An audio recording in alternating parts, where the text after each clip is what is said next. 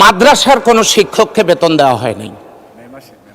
মে মাসের বেতনটা এখনো পর্যন্ত তারা পায় নাই। এই সংসদে এমন অনেকেই আছেন যাদের মা নেই, আমারও মা নেই। মাননীয় স্পিকার, সংসদে আসার সময় একজন শিক্ষক আমাকে ফোন দিয়েছিলেন, তিনি তার মায়ের চিকিৎসা করতে পারছেন না।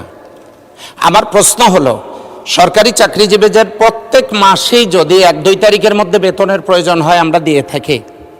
ঈদ চলে গেল, আজ মাসের 16 তারিখ। মাননীয় স্পিকার, মাদ্রাসার কোনো শিক্ষককে বেতন দেওয়া হয় নাই। মে মাসের বেতনটা এখনো পর্যন্ত তারা পায় নাই।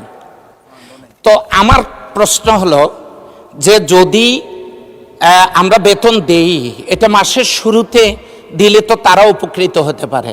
আমার শেষ কথা, আমার মা নেই, ওই লোকটার মা দুনিয়াতে থাকবে না, কেউই থাকবে না, কিন্তু এই লোকটা যেন এই সান্ত্বনা পেতে পারে যে আমি আমার মায়ের চিকিৎসা করতে পেরেছিলাম। আমি এই ব্যাপারে সংশ্লিষ্ট মন্ত্রণালয়ে আপনার যথাযথ হস্তক্ষেপ কামনা করছি এবং মাদ্রাসার অবহেলিত শিক্ষকদের এই বেতন ছাড় করার জন্য অনুরোধ করছি, সেই সাথে ইবতেদায়ী মাদ্রাসা সরকারিকরণের জন্য বিনীত অনুরোধ করছি।